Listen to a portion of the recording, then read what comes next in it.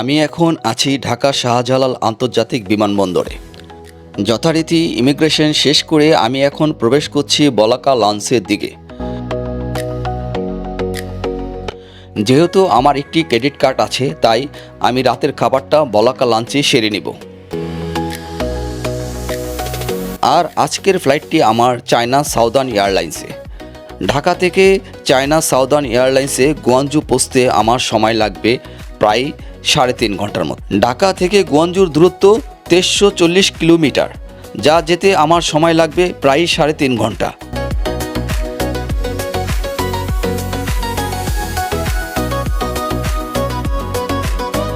খাওয়া দাওয়া শেষ করে কিছুক্ষণের মধ্যেই আমি আমার বিমানের উদ্দেশ্যে রওনা হব।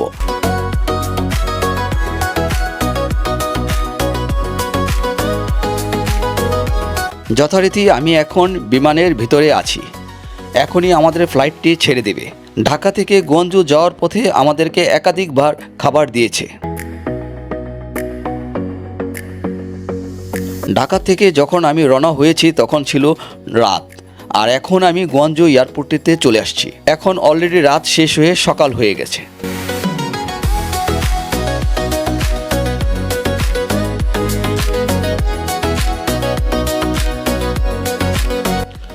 গুয়াঞ্জু থেকে পরের ফ্লাইটটি করে আমি সিডনির উদ্দেশ্যে রওনা হব।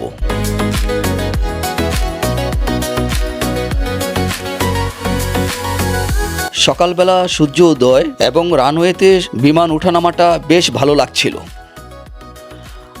আমার টোটাল ফ্লাইটটি ছিল ঢাকা থেকে গুয়াঞ্জু, গুয়াঞ্জু থেকে সিডনি, সিডনি হয়ে আবার গুয়াঞ্জু, এবং গুয়াঞ্জু থেকে চায়নার ইউ সিটি থেকে আবার গুয়াঞ্জু, গুয়াঞ্জু হয়ে আবার ঢাকা। আমার এই টোটাল ফ্লাইটে খরচ পড়েছিল 1,10,000 টাকার মতো। যথারীতি গুয়াঞ্জু থেকে এখন আমরা সিডনির উদ্দেশ্যে রওনা হচ্ছি। গুয়াঞ্জু থেকে অস্ট্রেলিয়ার দূরত্ব ছিল প্রায় 500 কিলোমিটার, যা যেতে সময় লেগেছে আমার 11 ঘন্টার মতো।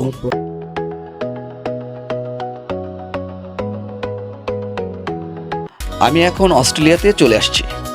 আর অস্ট্রেলিয়ান ইমিগ্রেশন আমাকে কোনো ধরনের কোশ্চেনই করেনি। একেবারে কোনো কোশ্চেন ছাড়াই ইমিগ্রেশন ক্রস করলাম। ইমিগ্রেশন থেকে বের হওয়ার পর প্রথমেই কাজ থাকবে সিম কেনা। এটা হলো সিডনির লাকাম্বা এরিয়া। এখানে বেশ বাঙালিদের বসবাস, আর এখানে আসলেই আপনারা বেশ বাঙালিকে দেখতে পাবেন। আর আমরা যে এরিয়াতে ছিলাম হ্যামডেন রোড।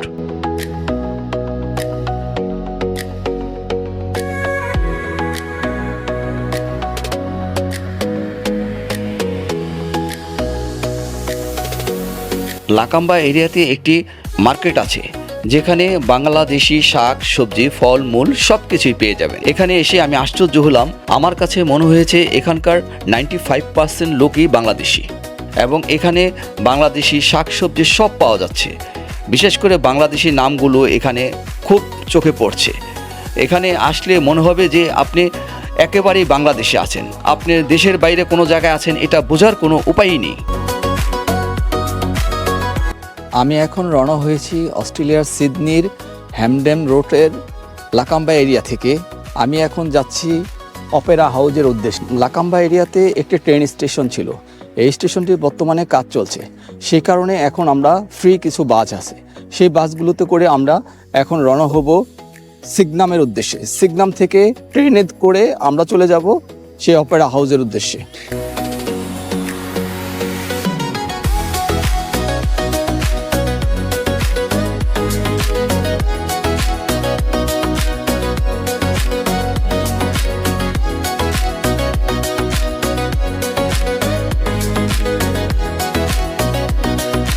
লাকাম্বা থেকে বাসে করে আমি যেই স্টেশনটিতে এসেছি এখন, তার নাম হলো সিদনাম। এই সিদনাম স্টেশন থেকেই আমি ট্রেনে রওনা হব অপেরা হাউজের উদ্দেশ্যে। বাস থেকে নেমে এখন ট্রেন ধরার উদ্দেশ্যে আমি রওনা হচ্ছি। কিছুক্ষণের মধ্যে আমি ট্রেন স্টেশনে ঢুকবো এবং ট্রেন ধরে রওনা হব অপেরা হাউজের উদ্দেশ্যে। সাথেই থাকবে। সিদনাম এসে আমি অপেক্ষা করছি ট্রেনের জন্য। কিছুক্ষণের মধ্যে আমার ট্রেনটি চলে আসবে এবং সেই ট্রেনটি ধরে আমি চলে যাব অপেরা হাউজের উদ্দেশ্যে।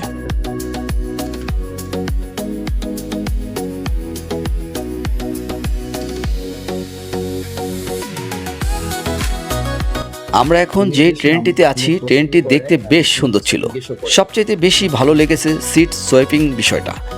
এক পাশ থেকে সিট চাইলে আরেক পাশে সোয়াইপিং করা যায়, এই জিনিসটা আমার কাছে বেশ ভালো লেগেছে।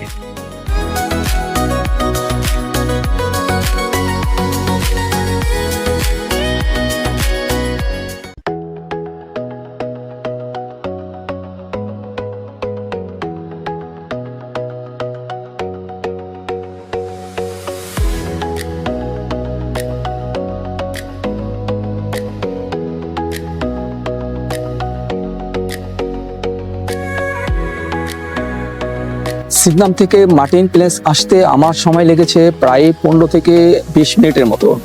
এখন আমাকে অপেরা হাউজে যাওয়ার জন্য হাঁটতে হবে প্রায় 20 মিনিটের মতো। তো চলুন যাওয়া যাক।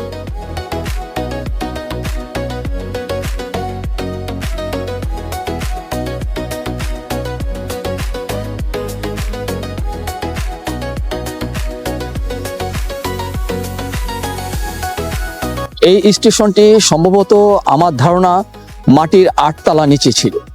এই 8 তলার নিচ থেকে আমি উপরের দিকে উঠলাম। ওঠার পরে এখন আমি আর অপেরা হাউজের উদ্দেশ্যে রওনা হচ্ছি। এখান থেকে প্রায় 15 মিনিট সময় লাগবে আমার অপেরা হাউসটি যেতে।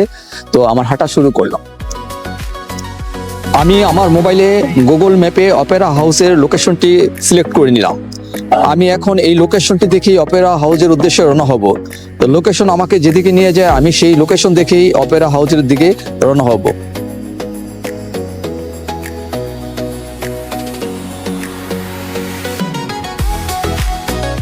গুগল ম্যাপের সাহায্য নিয়ে আমি রওনা হয়েছি অপেরা হাউসের দিকে।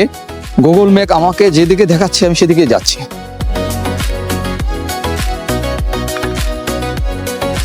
Turn left onto Macquarie Street.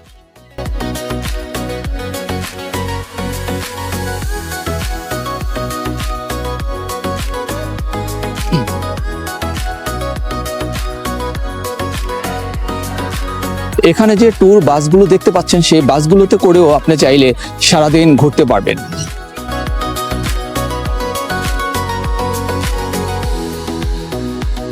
Already আমি 10 মিনিটের মতো হেঁটে ফেলেছি, আর আমাকে গুগল ম্যাপে দেখাচ্ছে আরো 5 মিনিট সময় লাগবে আমাকে আমার ডেস্টিনেশনে পৌঁছতে। Macquarie Street.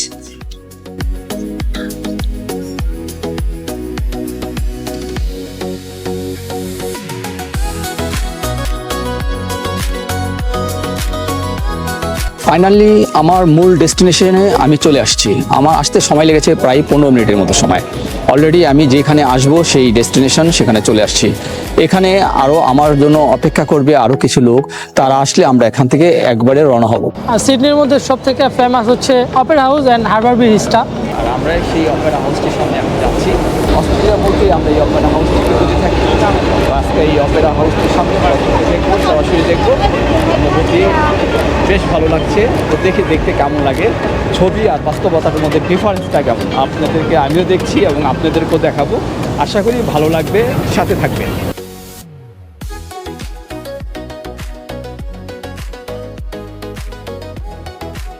এখানে যে বোট টার্মিনালটি দেখতে পাচ্ছেন, সেই টার্মিনাল থেকে বিভিন্ন বোট অথবা শিপগুলো ছেড়ে যায়। আপনি চাইলে এখান থেকে বোটের রাইড নিয়ে বিভিন্ন দর্শনীয় জায়গাগুলো ঘুরে দেখতে পারেন। অস্ট্রেলিয়ার বৃহত্তম শহর হিসেবে সিডনি তার প্রাকৃতিক সৌন্দর্য এবং প্রাণবন্ত সৌন্দর্যের জন্য বিশ্বজুড়ে বিখ্যাত। সিডনি শহরে বসবাস করে প্রায় 53 লক্ষর মতো মানুষ। আমি ঠিক এখন অপেরা হাউসের ঠিক উল্টা দিকে আছি, আর ঠিক এই পাশেই হারবার ব্রিজটি অবস্থিত। আমি এখন দাঁড়িয়ে আছি সেই বিখ্যাত হারবার ব্রিজটির সামনে। আমার খুবই সামনে সেই ব্রিজটি। অপেরা হাউসটি দেখা যাচ্ছে, তার পাশেই এই যে সেই হারবার ব্রিজটি। আমি সেই ব্রিজটির খুব কাছে দাঁড়িয়ে আছি।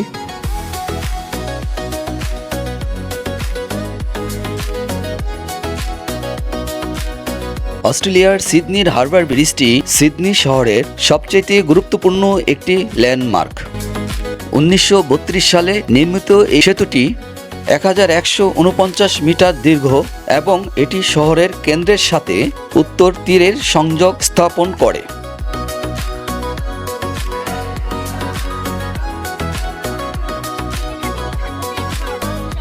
এই সেতুটির নির্মাণ কাজ শুরু হয় 1923 সালে, যা তার 9 বছর পর 1932 সালে শেষ হয়।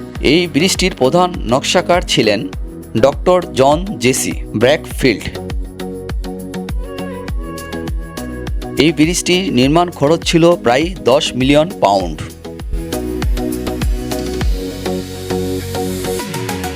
আমি এখন যে জায়গাটির সামনে দাঁড়িয়ে আছি সেটি হলো অস্ট্রেলিয়ার একেবারে ফেমাস একটি জায়গা, যে জায়গাটি সবাই অনেকের ছবিতে অথবা সিনেমাতে দেখেছে। এই জায়গাটির নাম হলো অপেরা হাউস, আর তার পাশেই হারবার ব্রিজ। তো আমার পিছনে যেই ব্রিজটি দেখতে পাচ্ছেন সেই ব্রিজটি হলো হারবার ব্রিজ, আর তার এই যে পাশে দেখতে পাচ্ছেন অপেরা হাউস। অস্ট্রেলিয়ার ফেমাস জায়গাগুলোর মধ্যে এগুলো একটি।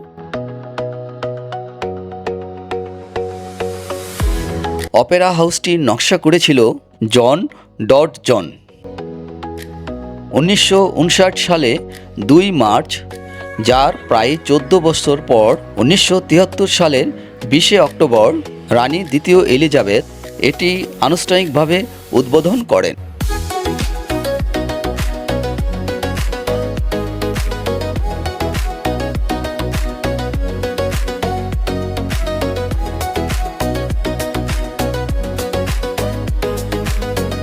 এই অপেরা হাউসটি তৈরি করতে প্রায় 10,000 কর্মী নিয়োগ করা হয়, যা প্রায় 1.62 হেক্টর জমির উপর নির্মিত।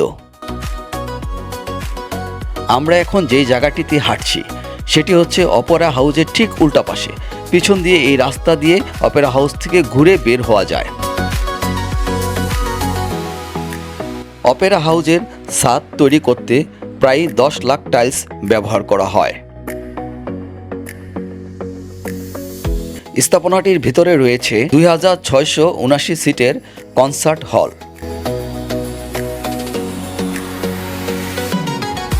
1507 সিটের অপেরা থিয়েটার, 544 সিটের ড্রামা থিয়েটার, 398 সিটের প্লে হাউস এবং 400 লোকের একসাথে কাজ করার মতো স্টুডিও।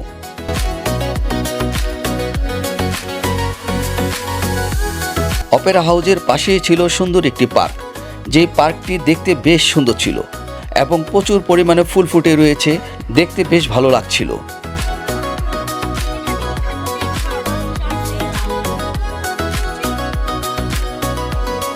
আর অপেরা হাউসটির নির্মাণ খরচ ধরা হয়েছিল প্রায় $70 লাখ, কিন্তু নির্মাণ শেষে $10.20 লাখ খরচ হয়েছে।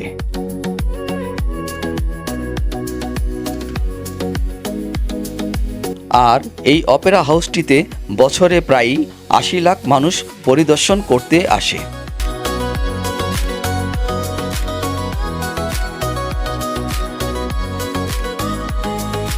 এই অপেরা হাউসটির পাশে এসে যখন আমি দাঁড়িয়েছি, অস্ট্রেলিয়ান এক ভদ্রলোক আমাকে বলল, আসো তোমার ছবি তুলে দিই।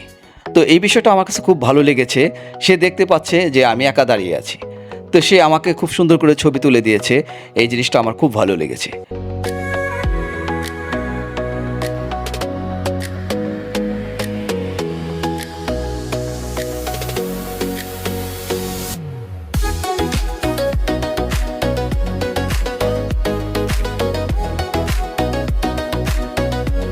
আর আমি যখন অপেরা হাউসটির সামনে দাঁড়িয়েছি তখন তাদের জাতীয় একটি প্রোগ্রাম চলতেছিল।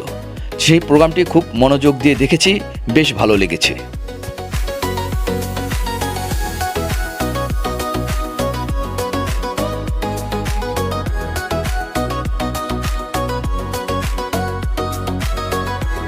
একটি দেশকে কতটা সুন্দরভাবে ফুটিয়ে তোলা যায় এবং কতটা সুন্দর রাখা যায়, এখানে না আসলে তা আমি উপলব্ধি করতে পারতাম না।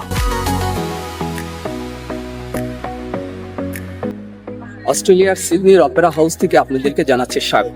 আমি এখন দাঁড়িয়ে আছি অস্ট্রেলিয়ার সিডনির অপেরা হাউসে। অপেরা হাউসের অপরূপ সুন্দর আমাকে মুগ্ধ করেছে এবং অপেরা হাউসের যে পাশে ঠিক হারবার ব্রিজটি দেখতে বেশ সুন্দর লাগছে।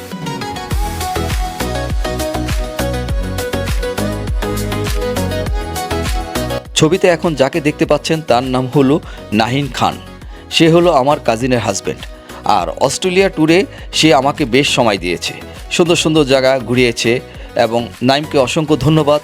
অস্ট্রেলিয়া নাইম না থাকলে হয়তো আমি এত সুন্দর সুন্দর জায়গায় ঘুরতে পারতাম না। নাইমকে আবারও ধন্যবাদ।